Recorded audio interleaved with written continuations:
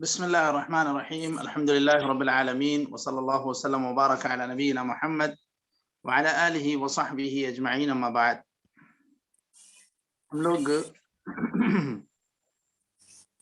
عمدۃ الاحکام للامام المقدسی اس کتاب کو پڑھ رہے ہیں، اور اس میں ہم لوگ کتاب القصاص پڑھ رہے ہیں۔ کتاب القصاص میں ہم لوگوں نے کچھ حدیثیں پڑھ لی، آج آخری کچھ 2-3 حدیثیں ہیں، ان کو مکمل کرنے جا رہے ہیں۔ ہمارے پاس جو تیسیر العلام کا صیغہ ہے اس میں حدیث نمبر نسخہ ہے، اس کے اندر 339 ہے، بعض PDF کے نسخوں میں 422 ہے۔ حضرت عمر بن خطاب رضی اللہ عنہ کی حدیث ہے۔ جی شیخ شروع کریں۔ بسم الله الرحمن الرحيم، نحمده ونصلي على رسوله الكريم، أما بعد. وعن عمر بن خطاب رضي الله عنه أنه استشار الناس في إملاص المرأة، فقال المغيرة بن شعبة: شهدت النبي صلى الله عليه وسلم قضى فيه بغرة عبد أو أمة، فقال: لتأتين بمن يشهد معك، فشهد معه محمد بن مسلمة. إملاص المرأة أن تلقي جنينها ميتا ميتا. جی۔ وعن أبي هريرة رضي الله عنه قال: اقتتلت امرأتان من هزيل، فرمت إحداهما الأخرى بحجر فقتلتها وما في بطنها فقتلتها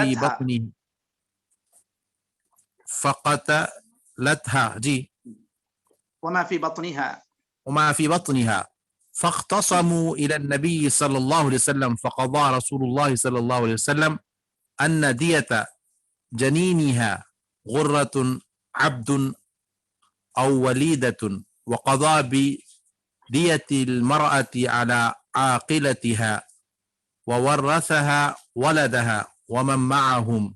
فقام حمل بن النابغة الهزلي فقال: يا رسول الله صلى الله عليه وسلم، كيف أغرم من لا شرب ولا أكل ولا نطق ولا استهل، فمثل ذلك يطل. فقال رسول الله صلى الله عليه وسلم: إنما هو من إخوان الكهان من أجل سجعه الذي سجعه. وعن عمران بن حسين رضي الله عنه أن رجلا غص يد رجل فنزع يده من فيه، فوقعت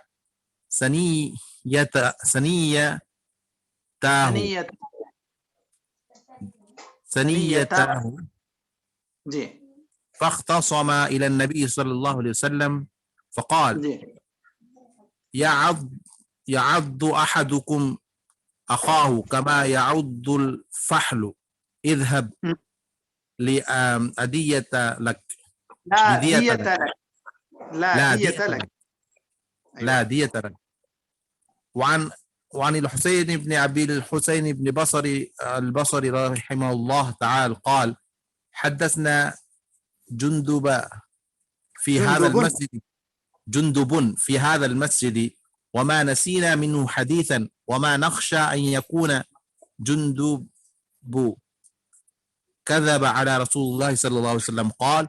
قال رسول الله صلى الله عليه وسلم: كان في من كان قبلكم رجل به جرح فزجع فأخذ سكينا فحز بها يده فما رقع الدم حتى مات. قال عز وجل: عبدي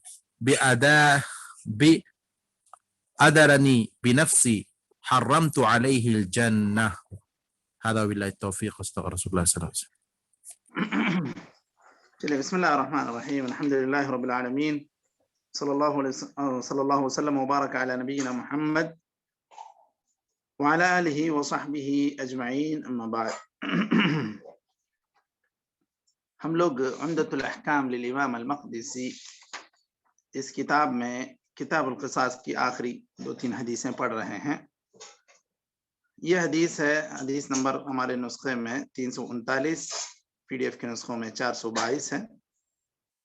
یہاں حضرت عمر بن خطاب رضی اللہ عنہ سے مروی ہے کہ انہوں نے لوگوں سے ایک معاملے میں مشورہ طلب کیا. فی املاس المرأہ، املاس المرأہ کہتے ہیں عورت کا اپنے حمل کو وقت سے پہلے گرا دینا، وہ کسی جرم کی وجہ سے، اس کے اوپر کسی نے کوئی دست درازی کی، اس کو مارا، ڈھکیلا، تکلیف دی، اس کی وجہ سے کبھی ایک گھبراہٹ کی وجہ سے بھی اس طرح حمل گر جاتا ہے. لیکن اگر کسی انسان کی دست درازی ہو، اس کی وجہ سے کوئی تکلیف دی جائے، اس کی وجہ سے اگر وہ گرتا ہے، تو جو آدمی اس کا سبب بنا ہے دھکیلنے کا، مارنے کا، تو کیا وہ انسان کیا ادا کرے گا؟ کیا پوری دیت یا تھوڑی دیت کیا ہے؟ اس تعلق سے حضرت عمر رضی اللہ عنہ نے مشورہ طلب کیا. تو آپ جب مشورہ طلب کیے تو حضرت مغیرہ بن شعبہ نے کہا کہ میں نبی کریم صلی اللہ علیہ وسلم کے پاس ایسے ہی ایک معاملے میں موجود تھا، تو آپ صلی اللہ علیہ وسلم نے اس میں ایک غلام کا فیصلہ کیا. غرہ کہتے ہیں اصل میں چہرے کی سفیدی کو. اب چہرے کی سفیدی یہاں اس سے مراد اصل میں ایک غلام یا ایک لونڈی ہے.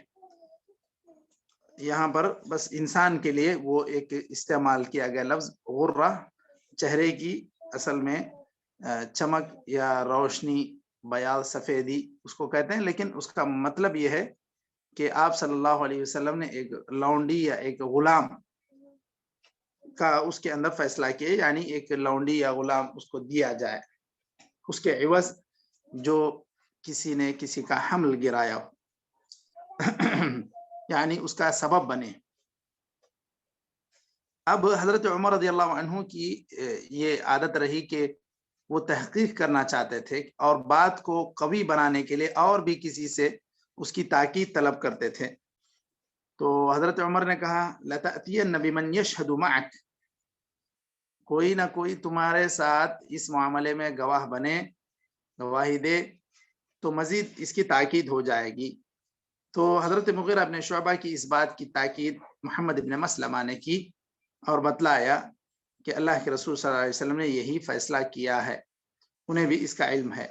املاس المرأہ کے معنی ذکر کیے ہیں، ان تلقی جنینہا میتا، وہ اپنے بچے کو وقت سے پہلے مردہ شکل میں گرا دے. گرا دے کا مطلب کوئی کسی کا اس کے اوپر کوئی سبب ہو، کوئی مارے اس کو، کوئی دھکا دے، اس طرح کی وجوہات کی بنا پر جو حمل گرتا ہے اسی کو کہتے ہیں املاس. اب یہاں پر سب سے پہلے اس حدیث سے جو باتیں مستنبط ہو رہی ہیں کہ اگر ایک جنین پیٹ میں موجود بچہ اگر کسی جنایا اور کسی جرم کی وجہ سے مر جاتا ہے یا گزر جاتا ہے، تو پھر اس کے اوپر کیا ہے؟ آپ صلی اللہ علیہ وسلم نے جو فیصلہ کیا کہ لونڈی یا غلام اس کو دینا پڑے گا. تو یہ آپ صلی اللہ علیہ وسلم کا فیصلہ تھا. اگر وہ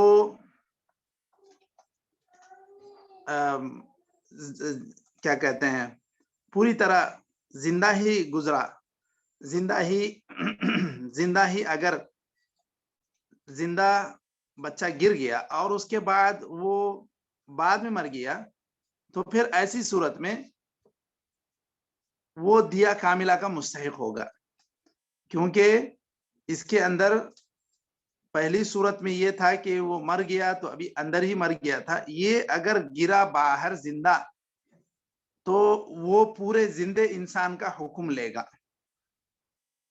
اگر جیسے مار پڑا کسی کو، کسی لاٹھی وغیرہ سے کسی نے مار دیا پیٹ پہ، اب وہ تکلیف برداشت نہ ہو سکی، وہ حمل باہر آ گیا، بچہ زندہ نکلا، بعد میں وہ اسی مار کی وجہ سے مر گیا، تو یوں سمجھیے کہ وہ دیت کاملہ کا مستحق ہوگا، کیونکہ وہ گویا کہ پورے ایک جان کے حکم میں آ جائے گا، اور جب اندر ہی تھا تو ایسی صورت میں اس کا حکم وہی ہے جو نبی کریم صلی اللہ علیہ وسلم نے ایک لونڈی یا ایک غلام کا ذکر کیا ہے۔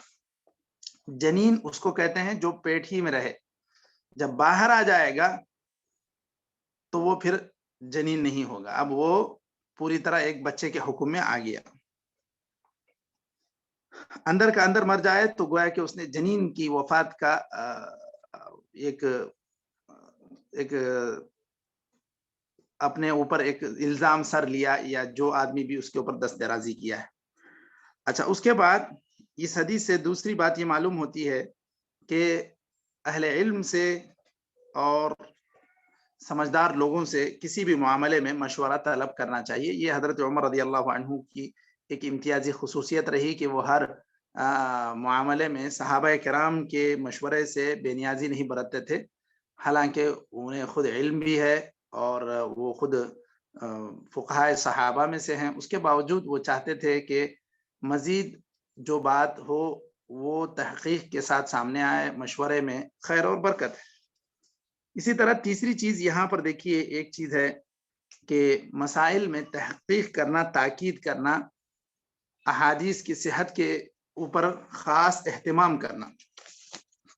حضرت عمر رضی اللہ عنہ نے جو اس میں کہا کہ تم کوئی اور شاہد لاؤ گے، اس کا یہ مطلب نہیں کہ حضرت عمر رضی اللہ عنہ کو ان کی بات پہ شک ہے یا وہ صحیح بول رہے ہیں نہیں ہیں، اس میں کسی قسم کا شک ہے، ایسی کوئی بات نہیں، بلکہ وہ مزید تاکید کے لیے اس طرح مزید ایک آدمی کی بات وہ جاننا چاہتے تھے کہ اگر کوئی اور بھی شہادت دے تو یہ زیادہ بہتر ہوگا۔ یہاں پر امام ابن دقیق العید جو ہے بہت ہی ایک دقیق بات پیش کرتے ہیں، کہتے ہیں کہ دیکھو حضرت عمر رضی اللہ عنہ جیسے عظیم صحابی ہیں اور خلیفہ راشد ہیں، ان کے اوپر بھی بہت ساری ایسی باتیں ہو سکتی ہیں جو ان کے علم میں نہ ہوں یا ان تک ایسی حدیثیں نہ پہنچی ہوں، تو اگر کوئی آدمی صرف اس بنیاد پر کہ فلاں امام کو، فلاں صاحب کو پورا علم تھا، اگر انہوں نے یہ بات نہیں کہی تو اس کا مطلب یہ کہ وہ بات ہے ہی نہیں شریعت میں، یا وہ بات شریعت محمدی کا حصہ ہی نہیں ہے، اس طرح کا استنباط کر لینا محض ان کے علمی مرتبے کی بنیاد پر کسی بھی حدیث کے ان سے دور رہنے کا دعویٰ کرنا کہ ایسی کوئی حدیث نہیں جو ان کی نظر سے نہ گزری ہو، یہ بات درست نہیں ہے۔ اور بالکل اس کے لیے جو انہوں نے دلیل پیش کی کہ حضرت عمر جیسے عظیم صحابی بھی ان پر بھی ایسی حدیثیں خفیہ رہ گئیں یا کہ ان تک پہنچی نہیں یا انہوں نے اس کو کبھی سنا نہیں، تو جب اتنے عظیم صحابی خلیفہ راشد کے ساتھ یہ ممکن ہے تو اور انسانوں کے ساتھ بدرجہ اولا ممکن ہے۔ تو محض اس بنیاد پر کہ ان کا علمی مقام و مرتبہ بہت اونچا تھا، اگر یہ حدیث ان کو نہیں پہنچی ہے تو یہ کیسے ممکن ہے؟ اب حدیث جو ہے ہم اس کو چھوڑ کر جو امام صاحب کی رائے ہے اسی کو ہم لیں گے، یہ موقف درست نہیں ہے، غلط ہے۔ اس کے بعد اس حدیث سے جو مزید باتیں معلوم ہو رہی ہیں کہ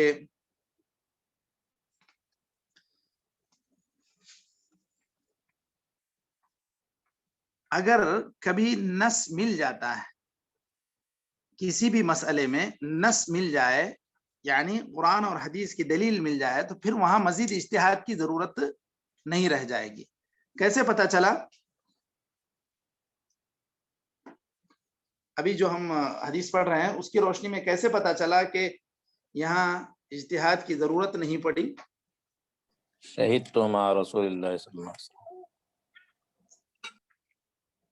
جی، صحابی نے گواہی دی کہ میں نبی کریم صلی اللہ علیہ وسلم کے پاس اس طرح کے ایک فیصلے میں حاضر تھا اور آپ صلی اللہ علیہ وسلم کا یہ فیصلہ تھا، تو یہ نص وارد ہو گئی، نص واضح ہے، تو اب ایسی صورت میں پھر مزید اجتہاد کرنے کی ضرورت نہیں ہے۔ چلو وہ تو ایک آپ صلی اللہ علیہ وسلم نے فیصلہ کیا تھا، اب تھوڑا سا زمانہ حال کے مطابق بتاؤ کہ کیا کرنا ہے، کیسے کرنا ہے۔ یہ سب صحابہ کرام نے نہیں سوچا، جب دیکھا کہ حدیث ہے اس طرح نبی صلی اللہ علیہ وسلم کا فیصلہ ہے اور صحابی حضرت مغیرہ بن شعبہ کے ساتھ ساتھ ایک اور صحابی محمد بن مسلمہ نے بھی گواہی دے دی تو پھر بات مؤکد ہو گئی، پھر مزید کسی اجتہاد یا مشورے کی ضرورت نہیں پڑی. مشورہ انہوں نے کیا، شروع کیا اسی لیے کہ اس طرح کسی بھی صحابی کے پاس اس تعلق سے آپ صلی اللہ علیہ وسلم کی کوئی حدیث یا کوئی علم ہو تو اس کو وہ واضح کریں، بیان کریں. تو یہ جو اصول ہے لا اجتہاد مع النص، یہ اسی کو ثابت کر رہا ہے جو حضرت عمر رضی اللہ عنہ نے یہاں پر کیا. اب یہ جو ایک غلام یا ایک لونڈی کی جو بات یہاں پر ذکر کی گئی ہے وہ اس کا کتنا ہوگا حساب، اور اس کو اگر زمانے حال کے اعتبار سے اگر جاننا چاہتے ہیں تو یہاں پر علماء نے لکھا ہے کہ اس کا اعتبار ہوگا 5 اونٹ کا، 5 من الابل، کیونکہ جو دیت کاملہ ہے وہ پوری کی پوری 100 اونٹ کی ہوتی ہے. تو یہ اس کے اندر 5 اونٹ اس کو ذکر کیا ہے علماء کرام نے. اور اگر یہ جو دیت ملتی ہے وہ عورت بھی گزر گئی، اچھا چلیے اس کے بعد اس کا ذکر آ رہا ہے. اس کے بعد جو دوسری حدیث ہے اس میں مزید اس کی وضاحت ہو رہی ہے. دوسری حدیث ہے 340، حضرت ابو ہریرہ رضی اللہ عنہ سے یہ حدیث مروی ہے کہ 2 عورتیں لڑ پڑیں، قبیلے حذیل کی اور ایک دوسرے قبیلے کی. تو یہاں ایک عورت نے مار دیا دوسری عورت کو اور اس نے اس کو بھی قتل کر دیا اور اس کے پیٹ میں جو بچہ تھا اس کو بھی قتل کر دیا، گویا کہ مار دیا. اب اس کے جو اقربا ہیں، خاندان والے ہیں، وہ لوگ نبی کریم صلی اللہ علیہ وسلم کی خدمت میں پہنچے تو آپ صلی اللہ علیہ وسلم نے اس کے جنین کے تعلق سے یہ کہا کہ اس کو ایک لونڈی یا غلام کے برابر اس کا معاوضہ ہوگا، اس کا بدلہ ہوگا. اور جو عورت کو اس نے مارا ہے یہ پورے کا پوری دیت کی یہ مستحق ہے. اور اس کو جو قاتل ہیں، قاتل جو عورت تھی اس کے خاندان والے ادا کریں گے مقتول کے خاندان والوں کو. اگرچہ دونوں ہی اب اگرچہ کہ یہ بچہ مطلب پیٹ میں کا جو بچہ تھا وہ بھی اور عورت بھی دونوں بھی گزر گئے ہیں، اس کے جو دوسرے بچے تھے یا شوہر تھا یہ لوگ اس کے وارث ہوں گے، ماں باپ وہ نہیں ہیں، اس کے باوجود اس کو ان کی وراثت میں تحویل کر دیا جائے گا. آپ صلی اللہ علیہ وسلم نے دیکھیے یہاں پر کہا فاختصموا الى النبي صلی اللہ علیہ وسلم فقضى النبي صلی اللہ علیہ وسلم ان دیت جنینها غرة عبد او ولیدہ وقضى بدیت المرأة على عاقلتها. عاقلہ کہتے ہیں الاقرباء کو، قبیلے والوں کو. اور یہ جو عورت کی جو دیت تھی وہ لازم قرار دیا ان کے اقرباء پر. وورثها ولدها ومن معه، اس عورت کے جو پرانے بچے تھے اور اس کے جو دیگر قریبی رشتہ دار ہیں جو وارث ہوتے ہیں ان میں اس کو وراثت کے طور پر دے دیا. مطلب یہ کہ اب ایسا نہیں کہ عورت کے کوئی پوچھنے والا نہیں ہے، عورت کے خاندان والے ہیں، باپ ہے، بھائی ہے، بہن ہے اور بھی دیگر لوگ ہیں، وہ لوگ اس دیت کے مستحق ہوں گے اور باقاعدہ یہ جو دیت کا مال ہے یہ وراثت میں منتقل ہوگا. یہاں پر یہ حمل ابن النابغہ، ایک انسان یہ اپنے فصاحت کے اعتبار سے اس نے ایک جملہ یہاں پر گھڑا اور کہا یا رسول اللہ کیف اغرم من لا شرب ولا اکل ولا نطق ولا استحل فمثل ذلك یطل. اس نے کہا اے اللہ کے رسول کیسے ہم لوگ اس کا تاوان یا اس کا جرمانہ ادا کریں گے جو بچہ کے نہ کھایا نہ پیا نہ کچھ بولا نہ آواز کیا. ایسے بچے کی تو کیا کہتے ہیں دیت نہیں دی جانی چاہیے بلکہ اس کو تو حدر کر دیا جانا چاہیے، یعنی اس کا کوئی معاوضہ ہی نہ دیا جائے، ایسا ہونا چاہیے. اس نے نبی کریم صلی اللہ علیہ وسلم کے فیصلے کے بعد یہ بات کہی، یعنی گویا کہ آپ صلی اللہ علیہ وسلم کے فیصلے پر ہی یہ گویا کہ اعتراض کر رہا تھا. تو آپ صلی اللہ علیہ وسلم نے کہا انما هو من اخوان الکہان، کاہن لوگ جس طرح کچھ نہ کچھ جملے بنا بنا کے بولتے ہیں ایسے یہ انسان کر رہا ہے، گویا کہ کاہنوں کا بھائی ہے. تو یہ آپ صلی اللہ علیہ وسلم نے اس کو ناپسند کیا. اب آپ صلی اللہ علیہ وسلم نے جو فیصلہ کر دیا اس کے بعد پھر کسی کو کوئی بات کہنے کی گنجائش ہی نہیں ہے. یہ انسان جو کہا سجا میں اور نبی کریم صلی اللہ علیہ وسلم کے حکم پر اعتراض کیا، اس وجہ سے آپ صلی اللہ علیہ وسلم نے اس کو ناپسند کیا. یہاں دیکھیے اس میں کچھ اس حدیث میں کچھ کلمات کے معانی ہیں. سب سے پہلے جنین، تو یہ تو اجتنان سے ہے، اختفاء سے، جو بچہ چھپا رہتا ہے اندر رہتا ہے اس کو کہتے ہیں جنین. عاقلہ کہتے ہیں اقارب کو، جو لوگ وہ قتل خطا کی دیت ادا کریں گے.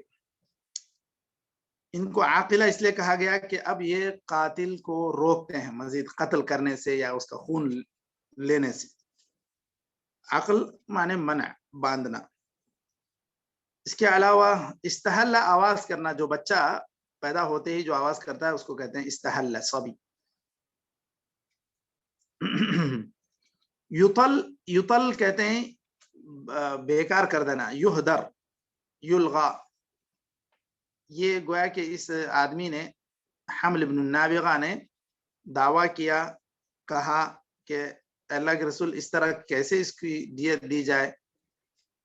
تو یہ جو اس نے اعتراض کیا اور دعویٰ کیا کہ اس کو حدر کر دیا جانا چاہیے، آپ صلی اللہ علیہ وسلم نے اس کو ناپسند کیا، اس طرح کے جملے کو بھی، بات کو بھی. اس کے بعد سجا، تو یہ جانتے ہیں کہ ایسے جملے جو آخر میں ایک خاص وزن پر ختم ہوتے ہوں، جس طرح اشعار میں کچھ قافیے کا وزن ہوتا ہے اس طرح. تو یہاں نبی کریم صلی اللہ علیہ وسلم نے ان دو عورتوں میں جس عورت کو مار دیا گیا اور اس کے بچے کو بھی مار دیا گیا، اس کی وجہ سے آپ صلی اللہ علیہ وسلم نے ان کے حق میں دیت کا فیصلہ کیا. عورت کی مکمل دیت اور جو بچہ تھا اس کی غرہ، یعنی ایک لونڈی یا ایک غلام. اب جب وہ نہیں ہے تو اس کا اندازہ 5 اونٹ سے کیا جائے گا. اس کے بعد اس حدیث سے دوسری یہ بات بھی معلوم ہوتی ہے کہ جو دیت ہے، شبہ عمد کی ہو یا قتل خطا کی، یہ قاتل کے اقربا پر ہے. اگر وہ انسان جا کے کہیں بند ہو گیا، اس کو قید کر دیا گیا، تو اب چھڑائے گا کون؟ جو اس کے قریبی رشتہ دار ہیں وہی لوگ، بھائی، باپ، بیوی یا شوہر، اس طرح جو بھی قریبی لوگ ہیں، وارثین ہیں، وہی لوگ اس کو ساتھ دیں گے. اس کے بعد یہ بات بھی پتہ چلی کہ جو دیت ہوتی ہے یا دیت کا مال ہوتا ہے وہ سب وراثت میں منتقل ہوتا ہے. اور ایک آخری مسئلہ اس حدیث سے یہ بھی معلوم ہو رہا ہے کہ نبی کریم صلی اللہ علیہ وسلم نے یہاں پر سجا کو اس لیے منع کیا یا اس لیے ناپسند کیا کہ اس نے اس کے ذریعے سے نبی کریم صلی اللہ علیہ وسلم کے فیصلے پر اعتراض کیا. ورنہ تو سجا جیسے کلمات احادیث میں بھی منقول ہیں. آپ صلی اللہ علیہ وسلم نے جیسے مختلف موقعوں پر دعائیں بھی کی، تو ایسے لگتا ہے جیسے وہ جملے مسجع ہیں. جیسے دعاؤں میں ہے اللہم انی اعوذ بک من علم لا ينفع ومن قلب لا يخشع ومن نفس لا تشبع ومن دعوت لا يستجاب لها. تو یہ آپ صلی اللہ علیہ وسلم نے جو دعائیں کی ہیں، یہ صرف محض سجع ہونا کسی عبارت میں وہ ناپسندیدہ بات نہیں ہے، بلکہ یہاں پر چونکہ اس نے اعتراض کیا اللہ کے رسول کے فیصلے پر، اسی لیے آپ صلی اللہ علیہ وسلم نے اس کو ناپسند کیا. ورنہ محض مسجع عبارت کہنا کوئی ناپسندیدہ بات نہیں ہے. اور آپ صلی اللہ علیہ وسلم نے دیگر صحابہ کرام میں انصاری صحابہ سے خطاب بھی کیا تھا، تو کہا تھا اما انکم تقلون عند الطمع وتكثرون عند الفزع، کہ تم لوگ بالکل جب پیسہ دینے کی بات ہوتی ہے، یعنی حاصل کرنے کی بات ہوتی ہے، تو وہاں پر تم لوگ بہت کم نظر آتے ہو. جب جنگ ونگ کا معاملہ ہوتا ہے تو تم لوگ بہت بڑھ چڑھ کر اس میں سامنے آتے ہو. یہ بات آپ صلی اللہ علیہ وسلم نے کہی. بظاہر یہ جملے تو مسجع ہی ہیں، تو صرف سجع یہ ناپسندیدہ نہیں ہے، اس کے ذریعے سے شرعی فیصلے پر اعتراض کرنا یہ ناپسندیدہ بات ہے. تو یہ آج ان 2 حدیثوں پر ہم لوگ رک جاتے ہیں. انشاءاللہ اس کے بقیہ 2 حدیثیں ہیں وہ انشاءاللہ آئندہ حلقے میں پڑھ لیتے ہیں. نكتفي بهذا القدر، وصلى الله وسلم وبارك على نبينا محمد وعلى آله وصحبه أجمعين. السلام عليكم ورحمة الله وبركاته.